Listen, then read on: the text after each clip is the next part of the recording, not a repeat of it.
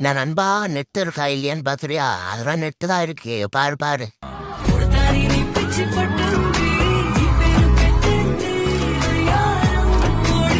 நண்பா அப்படிதான் பார்க்காத நண்பா, அது நம்ம ஆளு நான் நண்பா.